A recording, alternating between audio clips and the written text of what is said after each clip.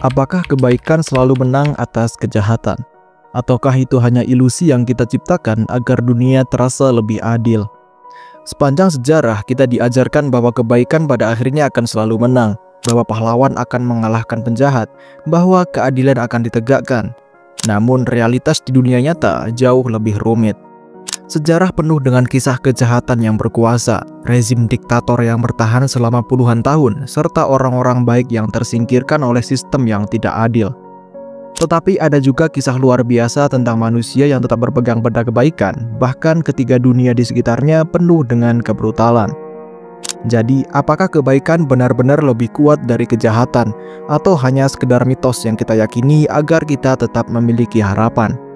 Dalam video ini, kita akan membahas pertarungan abadi antara kebaikan dan kejahatan dari perspektif sejarah, psikologi, hingga filosofi manusia.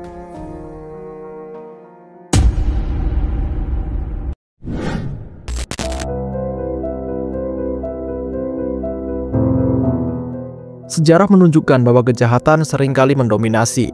Dari kekaisaran yang menindas rakyatnya hingga para penguasa yang membantai lawan-lawan politik mereka, seolah-olah kejahatan memiliki keunggulan dalam memegang kendali.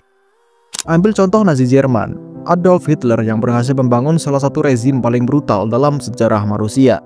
Selama lebih dari 1 dekade, ia memimpin dengan kebrutalan, membunuh jutaan orang dan hampir menaklukkan dunia. Jika kita melihat pada titik tertentu dalam sejarah, tampaknya kejahatan telah menang, tetapi akhirnya kekejaman itu dihancurkan oleh sekutu. Namun kemenangan atas kejahatan seringkali datang dengan harga yang mahal.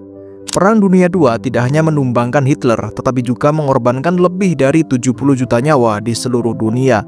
Jadi meskipun kebaikan akhirnya menang, pertanyaannya adalah, apakah kemenangan itu datang dengan harga yang terlalu besar? Sejarah juga mengajarkan bahwa tidak semua kejahatan bisa ditaklukkan dengan kekuatan. Lihatlah kejatuhan Uni Soviet. Selama puluhan tahun, sistem totalitarian itu menekan kebebasan rakyatnya, memenjarakan, bahkan membunuh mereka yang berani melawan. Namun ketika waktunya tiba, Uni Soviet runtuh bukan karena perang, melainkan karena sistemnya sendiri yang tidak mampu bertahan.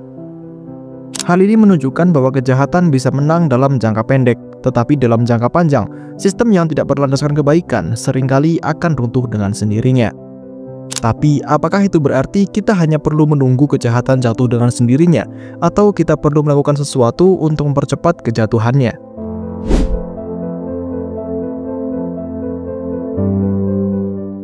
Kebaikan dan kejahatan bukan hanya masalah sejarah, tetapi juga bagian dari psikologi manusia.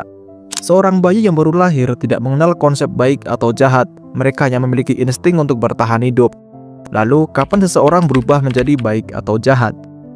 Menurut psikologi moral, manusia memiliki kapasitas untuk melakukan kedua hal tersebut. Yang membedakan adalah bagaimana lingkungan, pengalaman, dan pilihan yang mereka buat dalam hidup.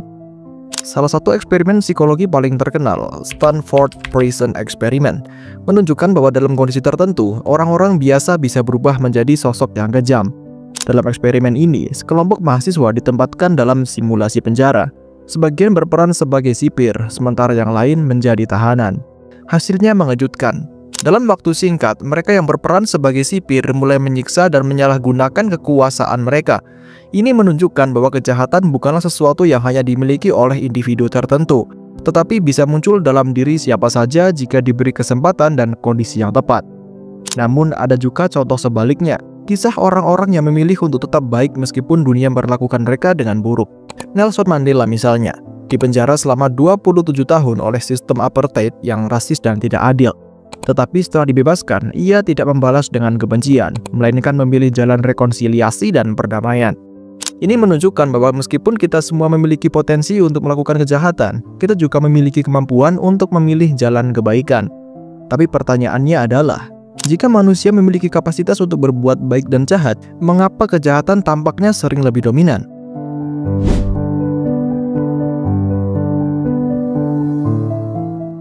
Ada beberapa alasan mengapa kejahatan sering terlihat lebih unggul dibandingkan kebaikan.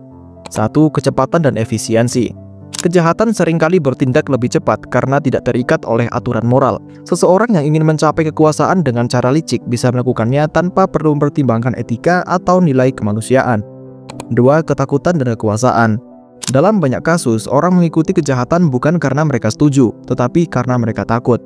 Ketika seseorang memiliki kekuasaan dan mampu menanamkan ketakutan, orang-orang cenderung patuh, bahkan jika itu berarti mengabaikan prinsip moral mereka sendiri. 3. Kebaikan yang pasif.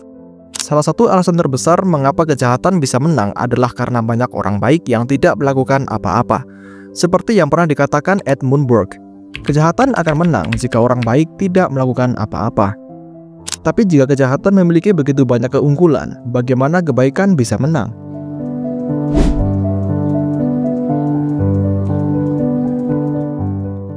Kebaikan memang sering kali kalah dalam pertempuran kecil, tetapi jika kita melihat gambaran besar, kemanusiaan terus bergerak menuju peradaban yang lebih baik. Dulu, perbudakan adalah hal yang biasa. Sekarang, hampir seluruh dunia menolaknya. Dulu, perang adalah cara utama untuk menyelesaikan konflik, tetapi sekarang diplomasi lebih diutamakan. Ini menunjukkan bahwa meskipun kejahatan terus muncul, kebaikan juga terus berkembang. Dan satu hal yang membuat kebaikan tetap bertahan adalah harapan.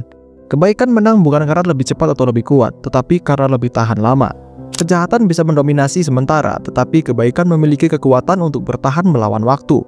Pada akhirnya, pertanyaannya bukanlah apakah kebaikan selalu menang, tetapi apakah kita mau berjuang agar kebaikan tetap bertahan. Bagaimana menurut kalian? Tulis pendapat kalian di kolom komentar.